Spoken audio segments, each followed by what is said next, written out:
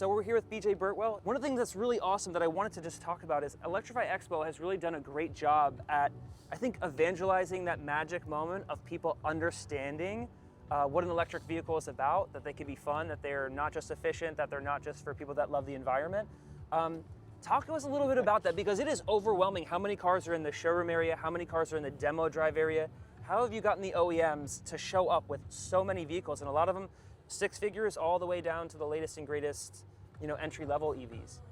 Well, I think now we're at a point in the industry where like all these early adopters, the people that were really buying EVs because it was like a climate thing to do, like those people have pushed through the system. And so now what we're talking to are people who've actually been skeptical and curious about EVs. Like for me, like I'm a car guy. Like I grew up customizing cars, making cars go faster, look cooler.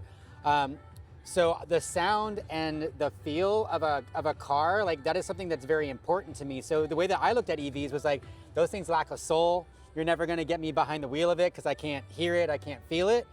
But that was before I had even driven an EV. So I had my mind made up about EVs before I'd even driven one.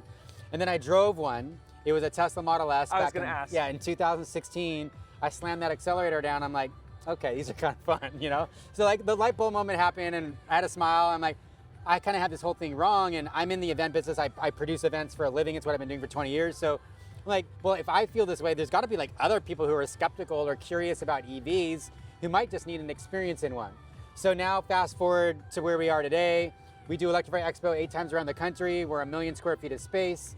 And we'll do 15,000 demos here this weekend of people who are in the same boat. They're like, I wasn't sure how I felt about EVs, but I came to this event just to kind of try it out. It looks like it's fun. There's more stuff to do than just cars. I brought out my family, and then I hit the accelerator down on a Model 3 Plaid, and I went 0 to 60 in under 3 seconds, and I'm like, what's not to like about that? So I think, people are having a lot of fun here, and they're waking up to this idea that EVs are actually fun to drive. This is the coolest part for me, because I think so much of, I saw a statistic recently. They said like, actually the green, like the saving the environment thing was like pointless number 5 on the list of interest, but EVs have been targeted so much to that instead of the cost, the reduction of cost or the fun factor. I had the same experience for me. I'm a car guy through and through. I went to automotive school. Cars was my life. I had a WRX STI for a long time before, and then I had Lotus Elise. Like I've had a lot of fun cars that I really, really enjoyed. And I'm like, I had a day off from work and we went to the Tesla dealership, and the only thing they had was a Model 3 Performance. And we went and I drove it, just to kill time on a day, like a date night, kind of a cheap date night day. And we went and I'm like, they let anyone come and test drive this? This feels like dangerous, And then you look at the numbers, I'm like, as a kid in the 90s, a McLaren F1 was as fast as the car I just drove from Tesla. Like what? Like this doesn't make sense. Right. And so like I had that moment. You used to have to spend multi-6 figures to go this fast. And now these cars are equipped. I mean, shoot, you can get into cars these days, an EV these days, where these leases are like $300 and less. There's so many more affordable models on the market today than there ever have been, and they're fast. So yeah, it's a really great time for people to get into a really fun, fast car for not a lot of money. Tell me about, so there's a couple things that you were talking about earlier today when I heard you on the panel. One of the things, so you're a car guy, you must watch Top Gear. You must have watched Top Gear back in the day. I've watched a few episodes. Yeah, one of the things I do agree with Jeremy Clarkson on from way back in the day when he would talk about the Prius is the hybridification of everything, where you have to maintain both systems. To me, I'm not super passionate about that. And one of the things I heard on the stage, I was passing by pretty quickly to go to the Lucid demo drive. I'll be honest, I was in a rush to test drive that Air.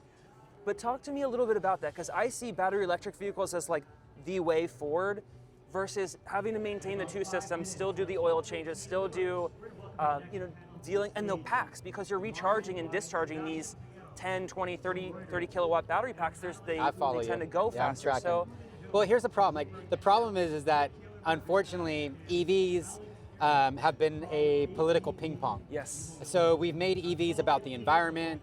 We've made them a climate play. When I say we, I'm talking about like the industry. And that might work for a certain period of time when you have a certain administration pushing certain type of policy. But what that's also telling the American consumer is, well, they're going to become immediately skeptical about, well, why is the government telling me to go drive an EV? Because here in America, it's like, this is a free market. Like, don't tell me what to do. If you tell me what to do, I'm going to become immediately skeptical about why you're telling me what to do. And therefore, I'm going to back off, right?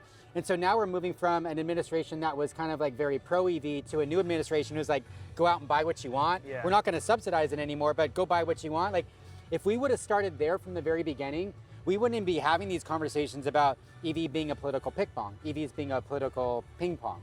So I think that's part of it. And what I say is, like, the more you make an EV about the climate, the more we're actually hurting broader EV adoption, because this new wave of consumer that's coming into Electrify Expo and coming into EVs, they've been skeptical about EVs. So they're not interested in it being a sustainable play or a climate play. They just want to know if it's a practical form of transportation. That's it. Like, am I going to buy a gas vehicle, a diesel vehicle, or am I going to go electric? Well, I don't know. And so for the people that are really in that I don't know range, I get it why you don't want to maintain two systems, but for those people, like, they want the safety of having like a gas motor in their car, but then they want the benefit of like small electric range. That's where I think hybrids and plug-in hybrids are really great, because people are getting warmed up to this like electric life. 2 to 3 years later, when they're ready to go buy a new car after that hybrid or that PHEV, they'll be much more prone to go full electric. So I think we just got to give this time, like, we're still early. Like, we got to give this industry a little bit more time to breathe. These analysts that predicted these forecasts 4 or 5 years ago were out of their mind. Honestly, like, they didn't know what was going to happen with semiconductor shortages, with COVID, with all these things that, you know, kind of blew up the supply chain for a period of time. Now we have a new administration. Like, there's no way to properly forecast and analyze what this is going to do. The only thing you can do is look at an S-curve on technology. Yeah. And we've made our way through early adoption. Now we're going into early majority. There's going to be this little lull. It's not going to be a decrease. It's just going to be not a steep trajectory as we had been. But then we're going to hit early majority, and we're going to have a lot of people coming in this festival who are just like, hey, let me check this whole electric thing out. And that's where I think the hybrids and the PHEVs really work well. Are going to bring people. And that's the one thing that's so weird for me. I mean, it kind of reminds me of church in a way, because it's like people bring friends. They're already evangelized themselves, and then they start to bring friends to come, and they're like, do you see what I'm seeing? Are you experiencing what I'm experiencing? Is that what you guys are seeing at Electrify Expo, where you're seeing like fringe? Like, I got my brother into an EV. He got a Mach-E after he drove my Model 3, and he's like, this is awesome, I love it. Then they got an EV9 because they wanted the third row. And then he brought his wife in, and now they bringing neighbors in. And my brother's an electrician. I'm like, but I got it before he got it. And I'm like, how do you not get it? You're installing these things. No, it's kind of an interesting analogy. Like, when God changes your life, like, you want to share that with others, right? So, and in a totally different way, when you get hyped up and you experience like the practical benefits of going electric, you do kind of want to share that with people that are in your close social circle, because they're so out in the world, like they're out of the known of what you know, and so you just want to expose them to that. So I think that's where, you know, like the early adopters have been really great in being, in a very positive way, very fanatical about sharing the benefits of EVs. But the beauty is that now we're not dealing with an EV from 2021. Like, we're dealing with an EV from 2026. They average 300 miles of range or more. They are charging faster than they ever have. They're now affordable. Yeah. You know what I mean? Like, this is a totally different stage to kind of bring new people into the mold, so to speak. So I think that, you know, there's going to, like, seeing broader EV adoption is going to happen. Like, it's just going to happen. Like, we're already at a point where the industry is at 30% electrified share, including hybrids. We're already over 10% for BEV. So that's not going to just go away. So we're just going to kind of continue on this trajectory, and more people are going to get exposed to EVs and feel like, hey, this is a practical form of transportation. I had no idea, and they're going to buy one. When you see the numbers from places like Norway, I mean, it's mind-boggling. I want to talk to you about affordable EVs really quick, because I think there's a big segment of that people don't realize. Now that the tax credit is gone, a lot of what we want to do in terms of creating content is educating people on the deals haven't gone away. They're just different. And in fact, I think the used market, we're already seeing values do really weird things. But some cars are worth more than they were a couple weeks ago, and some are worth way less, like the Bolt EVs. But what do you say, just as a quick detour, to people that are talking about hydrogen still? What are your thoughts on hydrogen? I'm really curious, from your position working with the OEMs and also consumers, what does that look like? I think hydrogen may have an opportunity in the commercial space with heavy duty vehicles. You know, I don't know the practical application with, you know, consumer cars or passenger cars, but I think in certain cases for heavy duty industries, I think it could be an interesting play. But as far as the affordability of EVs go, I mean, you have many EVs that are in like they're toying with that $30,000 Yes, mark now. finally. So it's not just the Model 3. It's also the new Chevy Bolt. It's the new Nissan Leaf that's coming. Like there's these cars that are now in that world. But really, you know what? Most people, they just care about their monthly payment. Yeah. Like the car can be 30 or 40 or 50 grand, but if the actual lease deal is affordable for somebody, like it's $300 a month or it's $400 a month, like that's a number they can wrap their head around. And so I think it's really the lease deals and the finance deals that we really got to focus on. Yeah. Yes, we need to think about MSRP, but like if you've been following interest rates for auto loans for the past couple of years, it's high. Yeah. And those have never really been challenged or attacked. Like we need to bring those interest rates down. When we start to do that, we bring down the monthly payments. But I think the manufacturers are doing a really great job with their lease offers. Like, there's many manufacturers that you can get into these days for sometimes $200 a month, $300 a month, $400 a month, and you can get into a really nice car for that monthly payment. Like a lot of people are like, sign me up, let's go. Agreed. I think the biggest thing is total cost of ownership. And I love this event because you guys are helping educate people on what that looks like. Because a lot of people, like you said, they're just shopping based on that monthly payment, but they don't realize what they're going to save on gas. I mean, we just converted a guy on our team from just a small Chevy Colorado truck that he was getting 16 miles to a gallon on to a Model Y. And he uses the pickup bed just as much as the trunk. He didn't realize how much he really wasn't using the bed, and the cost savings for him, he didn't really drive much, but it's like 200 and something a month, plus the oil changes, plus differential, lubrication, transmission fluid, all the stuff. Yeah. And it's like really seeing these EVs come in at an affordable price point. I mean, the new Bolt release from last week or 2 weeks ago was like, it's incredible what you're getting for 30,000 vehicle to home, being able to do a lot, way more capability. So I think there's benefits to this free market kind of situation without having the tax credit. Like you were saying, it's kind of forcing OEMs to think about that price point a little bit more serious. So we're really excited. I'm glad it seems like you're seeing similar things on your side. No, I think total cost of ownership is really important to think about. It's just hard to translate that to somebody who's shopping for a car because they may not be thinking along that lines. But when you consider the cost of gas and how much you spend on gas, and as a car guy, when you think about working on your car, things you're going to replace, you talked about changing your oil, changing plugs, like all the things that you do as a car guy to make sure you're finely tuned. The only thing you're really thinking about in an EV as a car guy, tires.